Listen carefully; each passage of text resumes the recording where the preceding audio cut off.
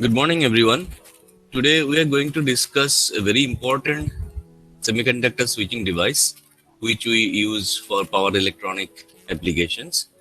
And this is insulated gate bipolar transistor, commonly known as IGBT. It is again a three-terminal device. And as we move along, you will understand basically this is a hybrid kind of device where advantages of both MOSFET and IGBT have been combined together.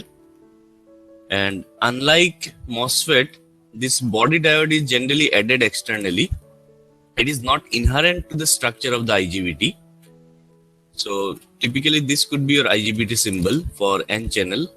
And if you require, you add a diode to it. Sometimes this diode comes as a package of the IGBT itself. So inside your IGBT, this diode is inbuilt. But that diode is not due to the inherent structure of the IGBT. It is added intentionally. In MOSFET, the diode is present inherently due to its structural features. But for IGBT, the diode is not an inherent property of the structure. It is added deliberately if required. So IGBT comes without body diode also. But as you learn in our subsequent modules, that we need that body diode for freewheeling applications. So most of the IGBT that we will be using will be having this body diode, or sometimes you call it anti-parallel body diode. So for this IGBT, we'll learn what is the basic construction of it, circuit symbols, then switching behavior, how to calculate the switching loss, and what are the main two types of IGBT. IGBT is also known by several other names, but we are not going into that details. We'll be referring it as in just IGBT. So this IGBT is actually a, if you can see from here, it is a PN kind of structure, where this N layer here can be a combination of N plus and N minus. And sometimes this N plus layer is optional, but this N minus layer is always present, which is known as drift layer. And this is the symbol of IGBT. So if you just look at this symbol of IGBT, you can see this gate is insulated or isolated from the rest of the part, which is similar to your MOSFET. And this collector and emitter, they look similar to BJT. So from this look, you can figure out IGBT actually combined by taking the advantages of MOSFET and BJT. So main advantage of MOSFET is that it has high drive input impedance. So if you remember that for a BJT, when you want to turn it on, you give positive gate voltage, and when the device is conducting, you have to maintain that base current, because it is a current control device. So the base current should be given throughout as long as you want your device to be conducting. But this is not the case with MOSFET. MOSFET, the gate behavior is more like a capacitance. So when you want to turn on the MOSFET, you apply gate voltage. So initially there will be a gate current, but when the capacitor is fully charged, so that gate current will become zero. So when the device is fully turned on, you actually don't need, you need not send any gate current, but you have to continuously apply the gate voltage. So that capacitor is maintained at a desired voltage level. And the main advantage of MOSFET as compared to BJT is that it has fast switching actions. But problem with MOSFET was it has higher conduction loss, which was not the case with BJT. BJT has comparatively low on-state losses, and it also had a high off-state voltage blocking capability. So you combine both of them together, and the result is this IGBT. So in IGBT, principally the control stage where you control turning on and turn off, that actually looks like MOSFET, and the main power stage, that looks like BJT. So to summarize it again, it is a 3-terminal device. Gate is similar to the MOSFET of gate. Then you have emitter, which is similar to IGBT, and collector, which is similar to again IGBT. But if you look at the structure more carefully, you can see actually this is a PNPN structure, which will remind you about the thyristor, having similar 4-layer construction. And the problem with thyristor, if you remember, that once it is turned on, we call the thyristor is latched, then you cannot turn it off. So here also, if you look at this structure carefully, there is a parasitic thyristor present over here due to its PNPN structure. So let's say you have turned on the IGBT using gate pulse, and then if the thyristor also gets turned on, the parasitic thyristor, and if the thyristor is latched, its current is more than the latching current, then you cannot turn it off from the gate terminal. So that is why once the thyristor is latched, the control from the gate is lost. So then this whole advantages of MOSFET like switching behavior is completely lost. So you have to do something such that this latching can be avoided. You don't want your parasitic thyristor to be turned on. So how to do that? If you look at this structure carefully, this is a PNP, which consists of, which you can simply look it to be as an transistor. If you remember the 2 transistor model of the thyristor. So this same 2 transistor is shown over here. So this is that P type here, and this is N. Again, this point is your N, and finally collector is P. And connecting your P and N is basically everywhere you'll see there will be resistance, of course. Here you will also see some resistance because this is semiconductor material. When it is conducting, it will have some resistance in it, very low amount though. And this MOSFET structure is sitting over here. Now to avoid the turning on or latching of the thyristor, you have to make sure that this transistor is turned off. So deliberately, and why it can turn on, one of the reasons is that let's say when the device is conducting high amount of current, so the voltage drop in this resistance could be high, which is sufficient enough to turn on this transistor. So to avoid that, deliberately the doping level of this P layer is made high as compared to your thyristor, so that this resistance value is much smaller. So the voltage drop across this resistance is designed such a way that this transistor is never turned on. So that is how when the IGBT is conducting, the main current flows like this path, and the channel is formed by the MOSFET. So this is the reason that the power stage looks more like BJT.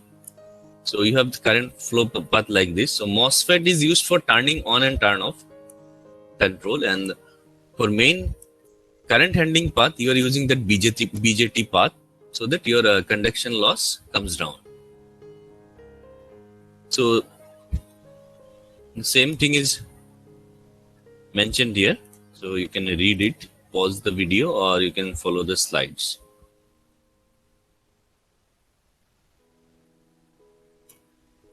Now let us try to look into the details of the construction. So this is your collector. You have a P plus layer, N plus layer, N minus layer, again another P, and finally again one more N plus. And this drift region, as you know, is a lightly doped one, and it is mandatory for increasing the voltage blocking capability. And again here you can see like MOSFET. So this P zone is your body region and N plus is the emitter. So what happens is that when you give gate pulse, so this otherwise this from N to N there is no electrical connection because there a diode is sitting over there. So if you look at the structure, you have a diode here, then another diode here, then one more over there.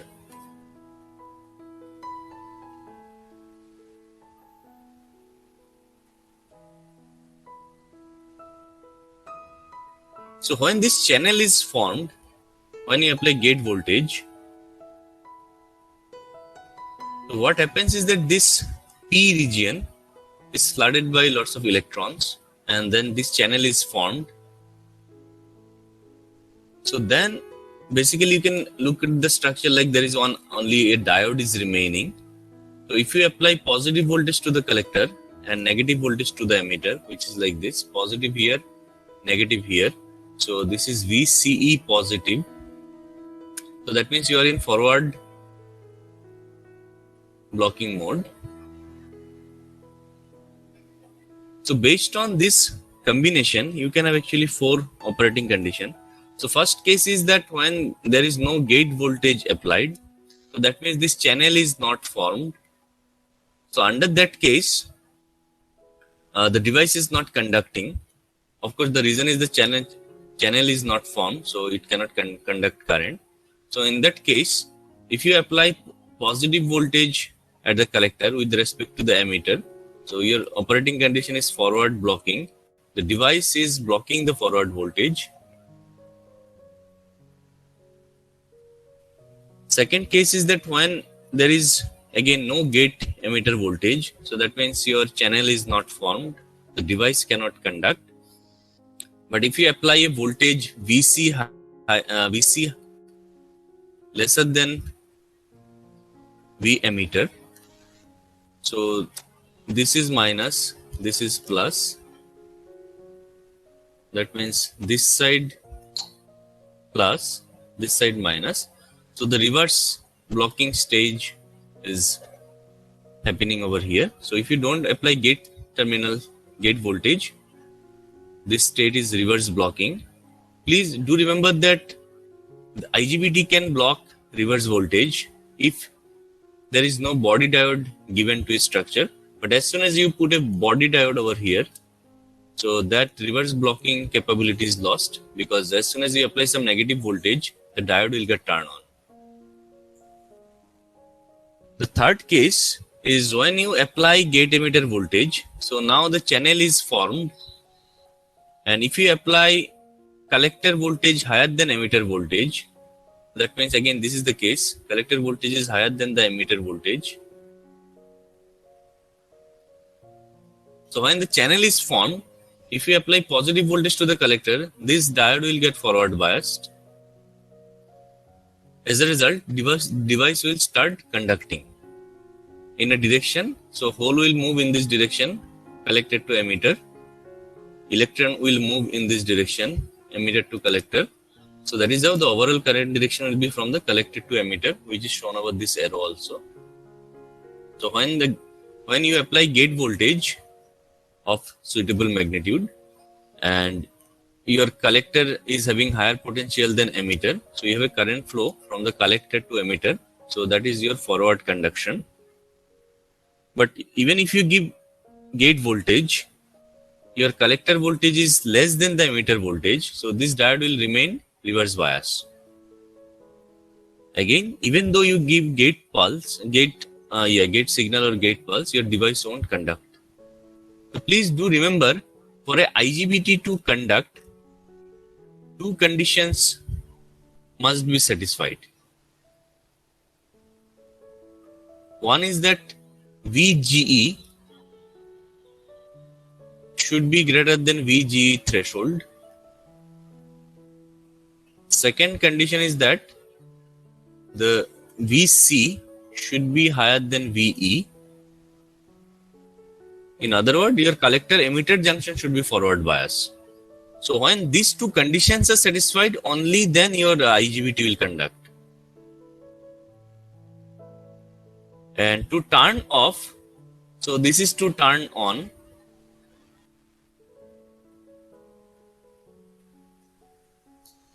To turn off, what you have to do is that either you withdraw the gate pulse. So the gate emitter voltage, you make it 0 or negative. We'll see what to do exactly. And or you make your collector emitter voltage reverse bias. So either of these two conditions you reverse, the device will go into blocking mode. So again, I'm repeating, the body diode is not inherently present in the structure like a MOSFET. You add that additionally if required from circuit perspective. And when you add the body diode, the reverse blocking capability is lost. And this layer, this buffer layer, this is optional, not mandatory. So there are two kind of device possible with whether this layer is present or not. So in non-punch through IGBT, NPT, this buffer layer is not present. The buffer layer is present in punch through IGBTs.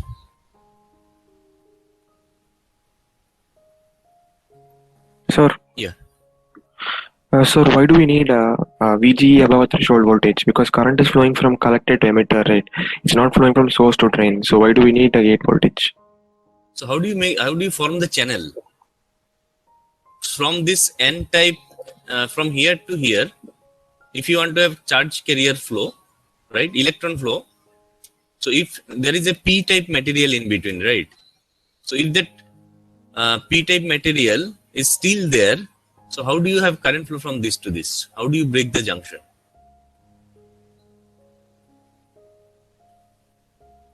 Are you getting my point? Yes, sir. Yeah. So generally, see, here is a diode, right? From P to N. Again, from N to P, there is a reverse conducting diode. So if the diode is still there, you cannot have current flow from collector to emitter, right? So this junction is reverse biased. So let's say you give positive collector voltage and negative emitter voltage, and you have not given any gate signal. So this J1 is forward bias, J2 is reverse bias, J3 is again forward bias. So if you don't give gate signal, this junction remains reverse bias. As a result, the device cannot conduct. Similarly, when you give emitter at higher potential than collector, so then this J3, this is reverse bias, J2 is forward bias, and J1 is reverse bias. So as soon as there is a reverse bias junction, you cannot have current flow through it. So when you apply gate voltage, due to this, so if what generally you do for N-channel MOSFET, you apply positive voltage to the gate terminal and negative voltage to the emitter. So as a result, so this side will be plus. Basically, it will behave as a capacitor, and here you will have negative charges. So then this P type body diode is flooded with negative charges due to this capacitance action, and as a result, the channel is formed between your this emitter and this drift layer. So then current can pass once the channel is formed.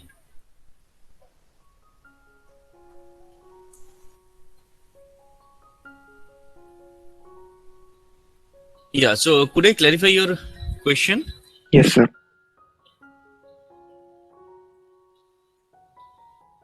This is very important. So exactly answering your question from using this graphical representation. So until you apply threshold amount of voltage from the gate emitter junction, the device is not going to conduct. Once you apply a gate emitter voltage higher than the threshold voltage, then your collector current start building up. And for different amount of gate emitter voltage, the relationship between IC and VC is shown over here. So as you know, in case of other devices also, if you give a higher voltage or higher current from the base side or the gate side, so then this is the operating area. Higher the gate voltage, for the same amount of VCE, you have higher collector current. Because with more gate emitter voltage, there are more charge carrier in the drift region in your channel. Your channel resistance comes down due to presence of more charge carriers. As a result, the device can conduct higher current for the same amount of voltage. And since the body diode is not inherently present to the structure, the device can still block voltage in reverse direction. But please note that the amount of reverse blocked during positive zone, so this is the maximum positive voltage that the device can block.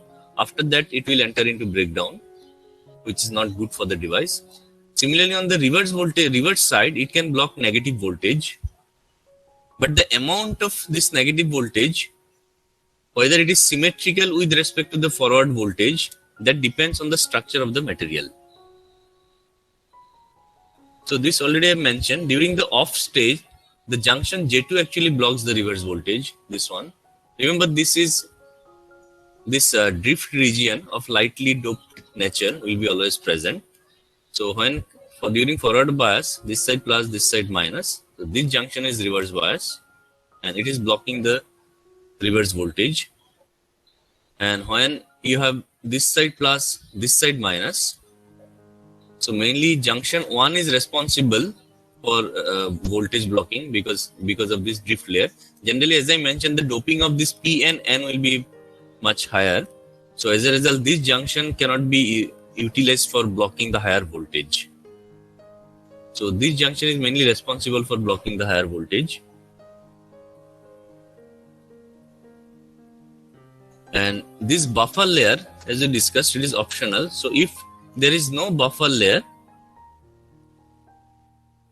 this voltage blocking capability can be made symmetrical on both forward and reverse direction. But with buffer layer, the reverse blocking capability is much lesser than the forward blocking capability. And generally, this kind of device is not used when you need reverse voltage blocking capability.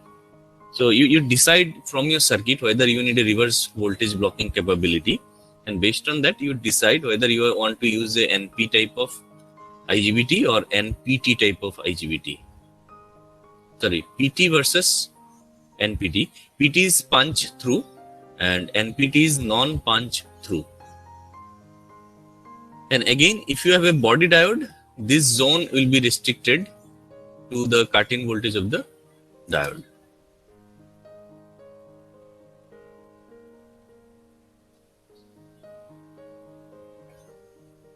Okay, so as you know, this IGBT is a combination of BJT and MOSFET. So, and during conduction, it should look more like a BJT to have lesser conduction loss. So here I have shown the difference between punch through and non-punch through, so that you can take a confident decision which one to use for what kind of applications. So just to summarize, in punch through, this layer is present. So as a result, for same power rating and same, let's say for same size, then the drift region, the depth of drift region will be less, right? Because you already had a high doping density buffer layer, it is already present. So the thickness of the drift layer will be less. As a result, your voltage blocking capability will be less. But advantage is that due to this presence of highly doped area, your conduction losses will come down. Your switching will be faster because you need not take out the minority carrier from the lightly doped region, which is more difficult. Just remember that when there is a lightly doped region, the depletion region or space charge region is extended more towards the lightly doped region. So if this area is more, you have to do more effort to take out all the minority charge from it when you are switching on or off. So that is the reason that non-punch through, in non-punch through this layer is absent, but this drift layer is extended over there. So then your blocking capability goes up, but the losses also goes up due to this high resistance path, comparatively higher resistance path. So when you need high switching frequency, for example DC to DC or DC to AC kind of appliances, generally you prefer punch through. And when switching frequency requirement is not high, generally line frequency rectifier, so you prefer non-punch through kind of IGBT.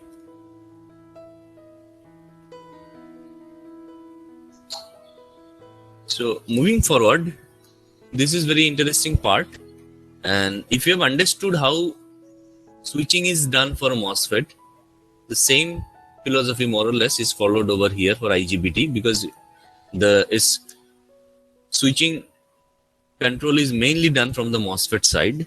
So the switching behavior also more or less it is quite same. Only difference will come in this zone. Otherwise, remaining part is pretty same. But note that when you start, so till this zone, you are in off condition. So current flowing through the device is 0, as you can see. And gate emitter voltage is negative, signifying you have given a gate from your driver circuit, you have given a negative VGG. As a result, the voltage across this gate and emitter, this is also negative. Just assume there is a capacitor sitting over here. So it will also have negative voltage holding across it. So as soon as you give a positive voltage, so your gate emitter voltage, it was negative. Then now you are giving a positive voltage. This is the 0 line.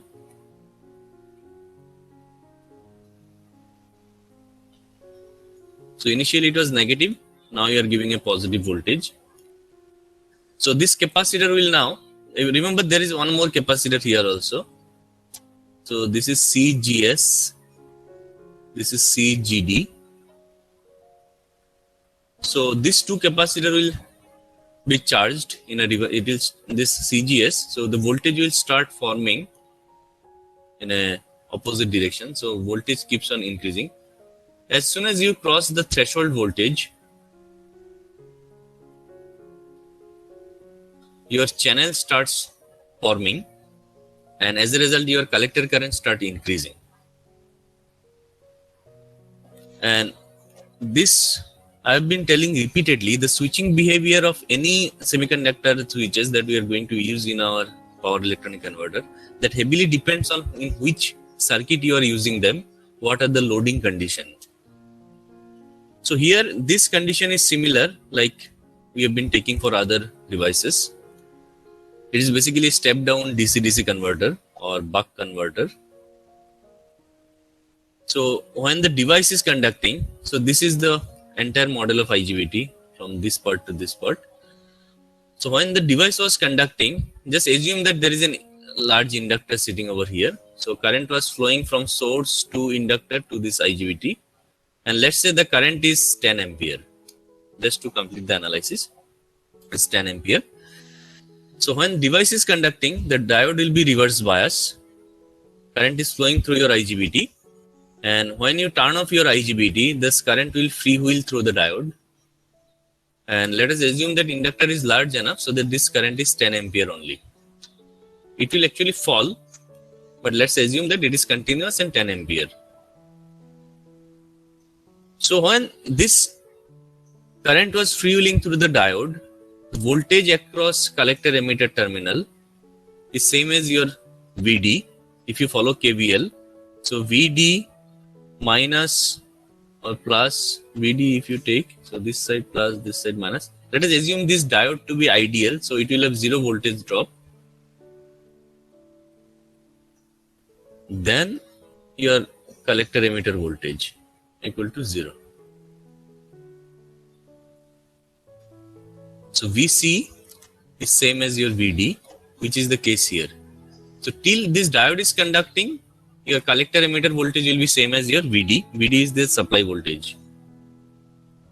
Now, as the channel has started forming and channel is getting stronger upon application of higher gate voltage than threshold voltage, collector current starts building up, and it will continue till the collector current reaches this 10 ampere level.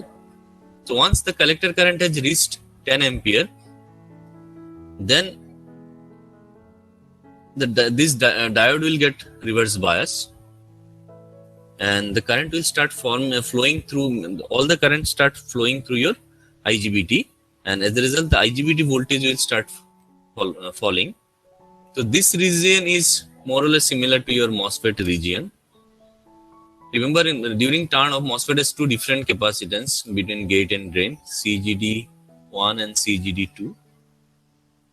CGD1 is much higher than CGD2. Sorry, CGD1 is less than CGD2. So during this zone, the voltage falls at higher rate because capacitance of that junction quickly discharges, is being a small capacitor. And during this zone, CGD2 comes into picture for MOSFET, and also the BJT portion traverses through the active region. For BJT, this was the hard saturation, right? So here it again goes to the remaining part of the saturation zone, the quasi saturation, and here this active zone comes. So a combined effect of these two is reflected in this period. And also remember why this voltage is flat. You can just analyze from this figure. So when the device is completely blocked, let's say finally the device condition should be 10 ampere. Let's say this line corresponds to 10 ampere, and this line corresponds to VD. Let's say VD was 100 volt. So when device is off, you are here. As you give more gate voltage, so it follows this path till current reaches 10 ampere. Remember, till current reaches 10 ampere, the voltage across IGBT has to be same as VD. So this is the portion when current reaches 10 ampere. After that, this line is followed. Current is more or less constant, which is this case. Current is constant, and VD is falling. So if you go from this zone to this zone, if this is VD 100, maybe here you'll have 50 volt, maybe 20 volt. VD is coming, and this will continue and till maybe this part, right? Where for constant current you have a voltage VCE coming down. After that, final operating point will be somewhere here. So here, for those graphs, a VGE will be more than this value. Let's say this value was somewhere around, say, 5 volt. So this VGE will be maybe 7 volt. This one could be 10 volt. Finally, it will settle down at a point of how much VGE you applied. Let's say this VGE was, you have applied 15 volt. So corresponding to the VGE, this will be your final operating point when the device is turned on. And when turning off, the same sequence will follow. Again, when you are turning off, the device was conducting 10 ampere and it was the operating area. 10 ampere and maybe let's say just 2 volt. Finally, it has to come to this point where it will be blocking 100 volt and current will become 0. So in this case, VGE was say 15 volt. Now once you apply a negative voltage to the gate, so this capacitor will now try to charge in reverse direction, and voltage will start falling. So you can see here you have started applying the negative gate voltage, then the capacitor voltage across the gate emitter junction starts falling.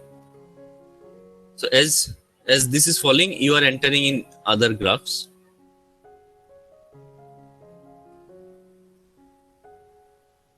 Yeah, so this is 15 volt. This could be 12 volt. This could be, let's say, 8 volt. And this graph could be for 5 volt. Just to give you some idea of numbers.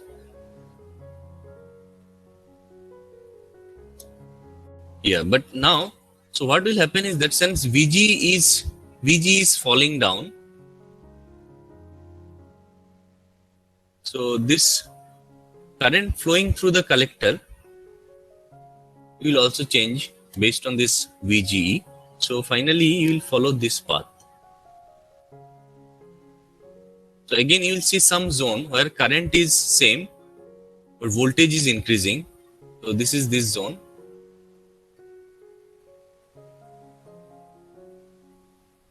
And finally, once the voltage reached this zone, that means the diode will now get reverse bias. And sorry, the diode will get forward bias, not reverse bias.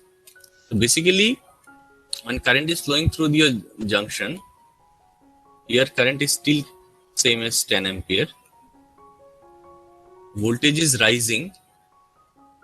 And finally, in this zone, your diode is getting forward bias. So the collector current now falls down because this 10 ampere is now started circulating from the diode. Current will fall, and again there are two stages. This is kind of similar to your MOSFET, but this zone is similar to your mostly dominant by BJT. So since MOSFET is much faster, MOSFET turns off faster. And the BJT turns off a bit slower. As you know, BJT switching speed is not high. And this region is one of the drawback for IGBT. Actually, the MOSFET turns off faster. And to turn off the BJT, again, you have to take out the charges from those drift region or the space charge region, right? So that takes some time, which is popularly known as the tailing zone for BJT. The same thing happens in IGBT also. So this problem is solved in punch through by using this N plus layer, so that the width of the depletion region is less. So the less amount of charge carrier has to be withdrawn from the drift region.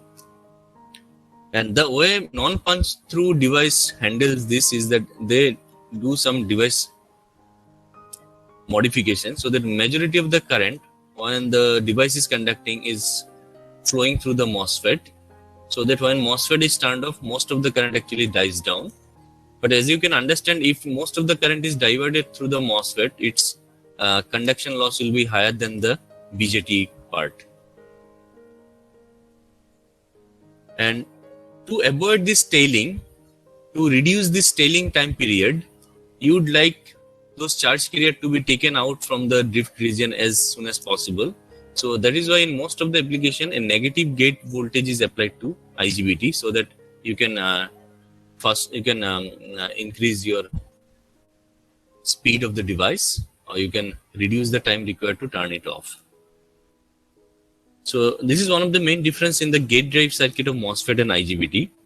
In most of the gate drive circuit for MOSFET, when you want to turn on the device, you give a positive voltage, and when you want to turn off, you can apply a zero voltage. You can withdraw the gate pulse, providing a path for the capacitor to discharge through maybe a resistance, or the gate drive should have sinking capability. But a zero voltage will be sufficient. But for IGBT, when you want to turn it off, you generally apply a negative voltage for quickly turning off the device. And as usual, there are three main losses: conduction losses, switching losses, blocking loss, which generally will neglect, because during the blocking, the leakage current is very less, pretty less, so we neglect them. And conduction loss, and someone was asking about, Abrar was asking about the gate driver loss. So how do you calculate the gate driver loss is given over here. So this is the amount of gate charge that is given in the data sheet. And basically you want to charge a capacitor from on voltage to off voltage. Remember, you are giving a, let's say, negative voltage to a positive voltage. So you want to charge a capacitor from this voltage to this voltage, or from this to this. So for that, you apply this formula, the difference in voltage into current, and then this you divide by the time period or multiply with switching frequency to take average of that loss. And all these time periods are mentioned in the data sheet. And if you remember this graph between IC and VCE, so there is a voltage,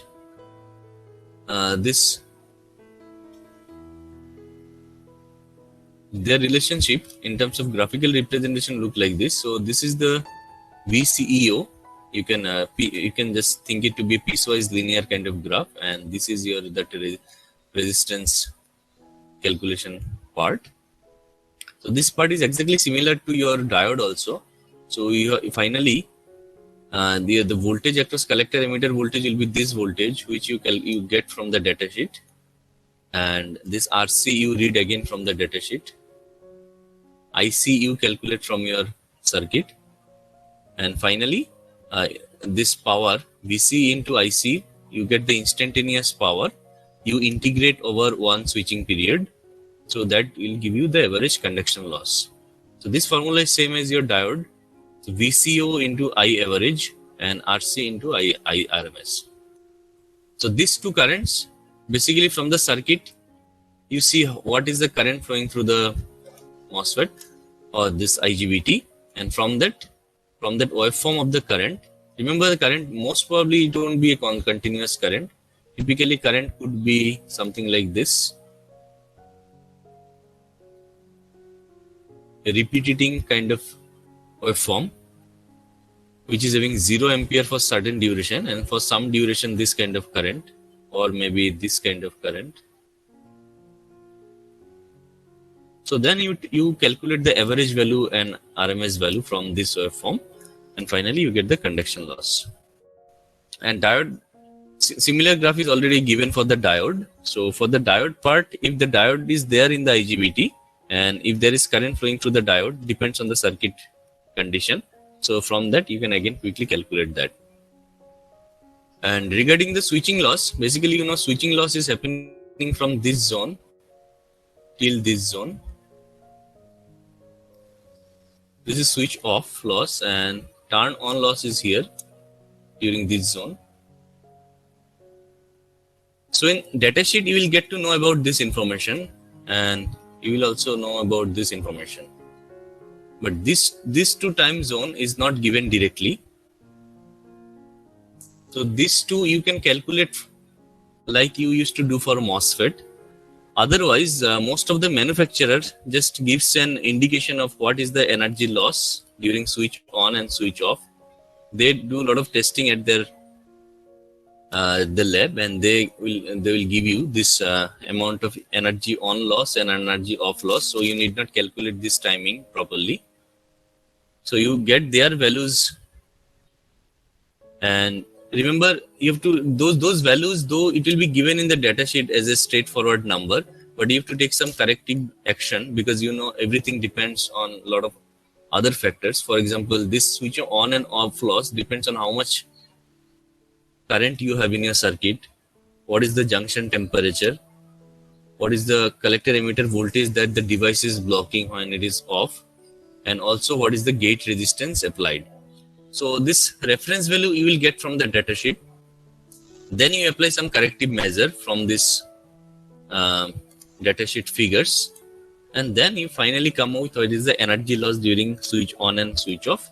And so this is then you take an average of it finally to get your switching loss. So you solve one or two problem in this zone from any standard book. You will get a very clear idea about that. We'll also try to send you some homework problem so that you can practice this in a more detail. And with similar to MOSFET and MOSFET and BJT, there are several key parameters that you have to read from the datasheet before using your IGBT in the actual circuit. So how much voltage it is supposed to block, what is the maximum continuous current that the device has to handle, what is the maximum pulsed current the device can handle, and what is the maximum gate emitter voltage that you can apply. Similarly, this switching behavior. So all this parameter you read from the datasheet. I have uploaded datasheet of I think 2 IGBT in the Google Drive. So you can open them, you can study them about all these parameters and all the graph I had shown. So to summarize, IGBT has combined advantage of BJT and MOSFET. Control stage is similar to MOSFET, power stage is similar to BJT, so that you can have faster switching and you have less conduction loss. The gate drive power loss is less, which is similar to MOSFET. So the gate current looks something like this. So when you want to turn on, it requires current, but when the device is completely turned on, the gate current requirement is not there. Again, when you want to turn off, you need a negative gate current. And this IGBT has greater overload capability in terms of current than a MOSFET, but the voltage robustness is slightly lesser than MOSFET. During turn on, IGBT is more likely to a MOSFET, but during turn off, the tail current phenomena is still present. As a result, the switching performance of IGBT is not as good as MOSFET, but it is better than BJT. And this phenomena, if you remember, the gate current that is required for the base current rather required for your BJT is actually continuous, because because IC, the collector current depends on IB. So to have some collector current, base current has to be given continuously, so which is not the case with the MOSFET or IGBT. So that is, and to avoid this tailing part, to make this tailing part short during switch off, most of the driver for IGBT, they apply negative voltage.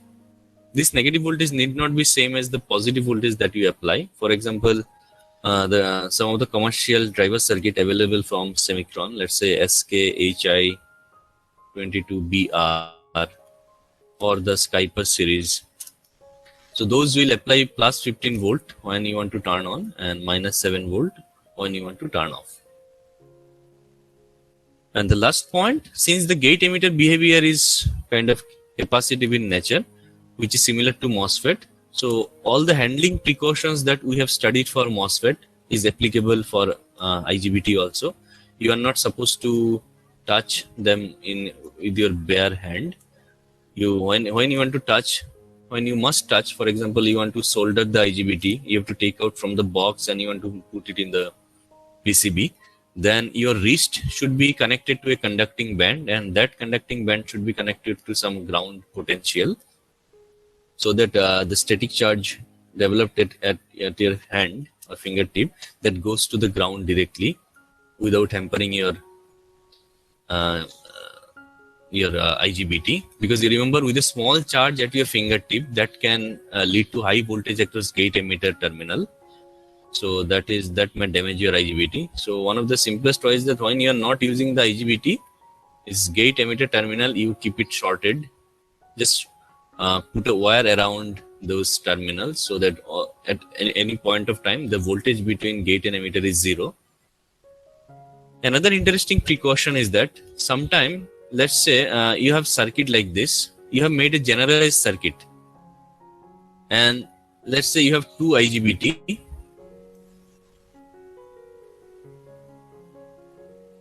connected in parallel,